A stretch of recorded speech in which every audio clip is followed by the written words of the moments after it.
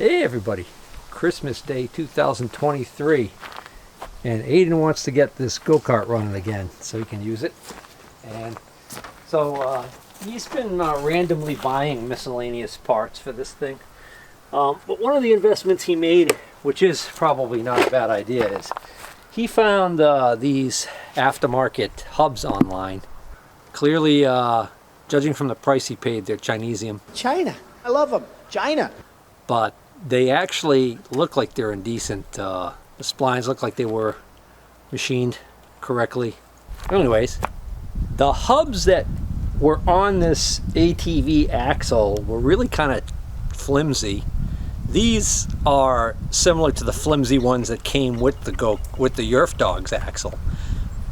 So I have a feeling that this ATV axle that we got from somewhere that I modified to make work in this situation is off of a cheap Chinese you ATV. Buy from China? That's great. Buy from China. Buy toys from China. I say that because when you look at this is the rear end off of the Kawasaki Prairie ATV that ended up being junk from a while ago, and you can see instead of having these arms, it's a solid piece, so it's definitely beefier. So the really junky ones that were on that replacement axle that I ended up modifying, they were this style. They were solid like this, but they didn't have this, see this buttressing on the back here to beef it up? Didn't have any of that, which is why I think that they were kind of weak.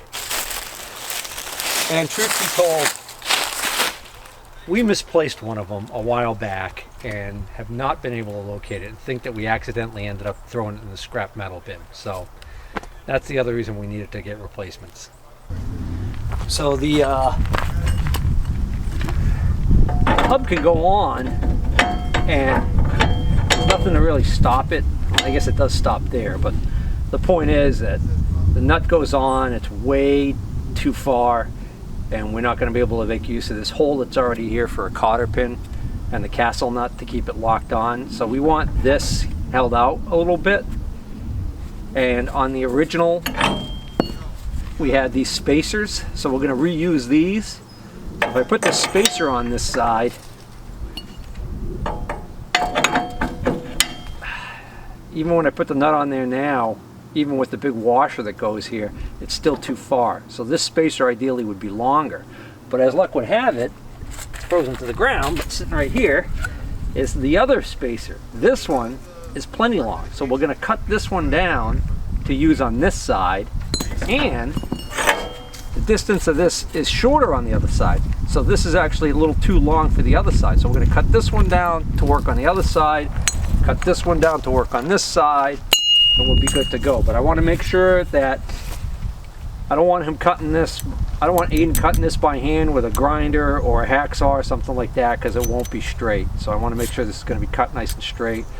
So we're going to get the chop saw out here, and we're going to use a V-block, because this diameter here is larger than this diameter, so this is not going to sit on the table of the chop saw perfectly straight. So if you slap this on there and the chop saw comes down, this will end up not being square to this.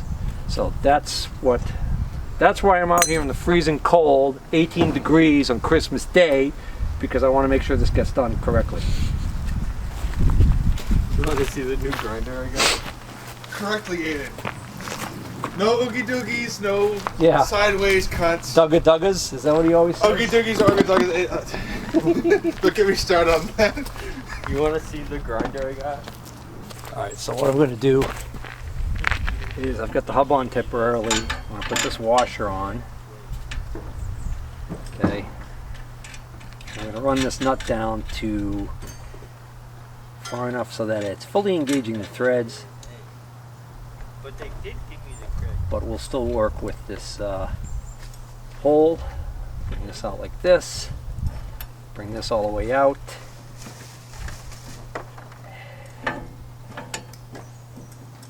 Boy, that's a sloppy fit on those splines. Hey, these Chinese cut splines are pretty sloppy. I know. That's what I get for cheap stuff. But you see how this plays side to side like this? Yeah. So every time you go forward, this is going to slam like that, and then when you back up, it's going to slam like that, and it's going to do that because this nut, you can't rely on this nut to keep it from loosening. If you're lucky, when it finally fails, these splines will be stronger than these splines, and it'll just ruin this cheap hub. If you're lucky. If you're unlucky, it'll ruin the axle we spent all this time making. Take this inside caliper. Oops. Put it right on here like this, and that's my dimension now. And now I can take this and go, ooh, that's too short, this one. All right. I'll use my nice Kalamazoo chop saw to make sure that I don't need a V-block in this case, because this one's long enough. We could just use this belled out area on the end, just have that overhang, and we'll cut this off right there. Did a little precision mark with my Sharpie, lined it up and everything. It's all tightened. You need hearing protection. You think I have hearing protection? I'll get you some hearing protection safety goggles. Huh? I have glasses. You have glasses? I have glasses. Smoke glasses. Oh good, I go get him hearing protection, he walks off and disappears. That's about typical. Where'd you go? Take off the hat.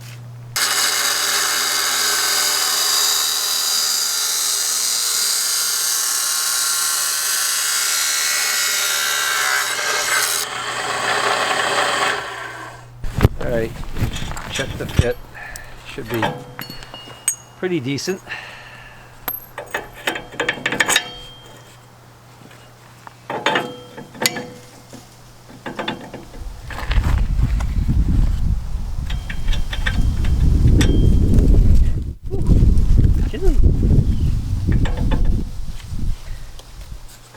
That'll work. All right, let's measure and cut the other side. Deburring. All right, yeah. So just deburr the sharp parts off of that. Metal.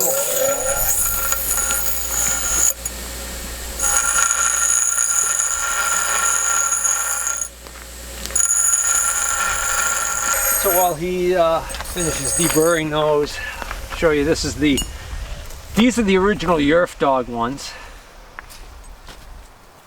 and they're physically smaller, but they actually have more bracing on the back side, this buttressing on the back, as opposed to these cheaper Chinesium ones. Although the Yerf dog ones are Chinesium too, so it doesn't matter. You can see that we're not getting full engagement of the splines, but such is life. All right, so in retrospect, thinking maybe we might want to actually cut these even shorter and then just put a larger spacer, like double up on a washer like this on this side. And the reason why I'm thinking of doing that is because look right here, the splines start way in here. So we're not getting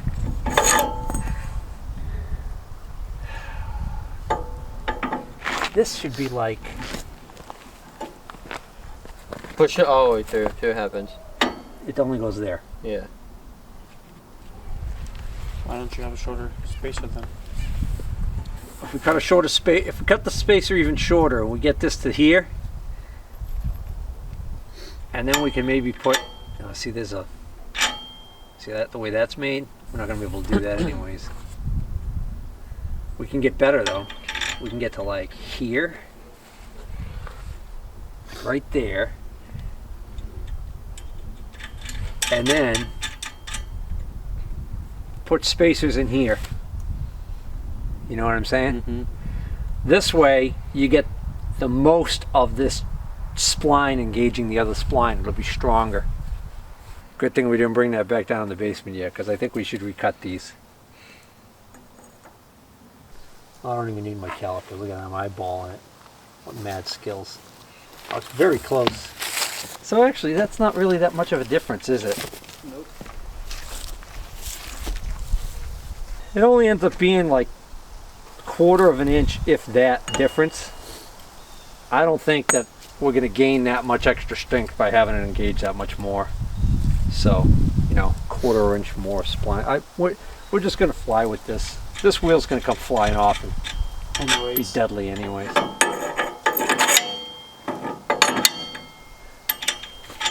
potato, potato, just go. Yeah. Can't see it from inside my house when I'm laying in my bed. Here's one of the original hubs that we lost one of that was on this. So I'm just curious how the fit is on the splines from this. That's pretty poor. That's really nice. Wow, the difference is shocking. That wiggles like that much, and this one,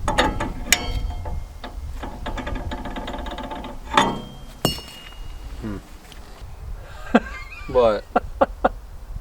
What? well, you're not going to use the rims that were on here. Why? Can't you? Why? Because I told you, I asked you when you got these and you told me you found these really cheap online, you ordered them. I said, they fit? You said you took all the measurements. Well, I'll tell you what measurements you didn't get right. I could see that when I put this on center, that spacing's different. Meaning, this is one of the wheels you took off of this axle, right? This hub fits this. Mm-hmm. This doesn't.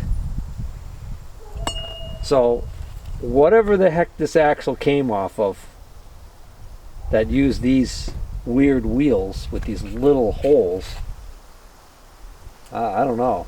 I'm guessing a Chinese ATV, like a, small one. These are for Polaris. These are for Polaris.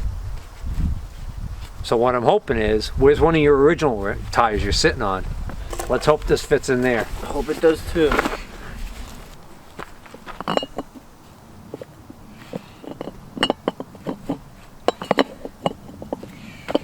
Wow. I'm just gonna drill the rims. Well, I'll tell you what's going to happen. You can't use these holes. You can't just drill these holes larger because you got barely enough meat on there as it is.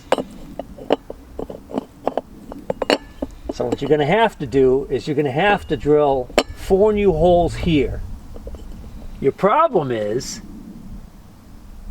if you don't get those holes drilled exactly where they should be, it's not so much that if you don't, if you get the holes a little bit off, there's a little bit of play, but you're not going to be able to center this.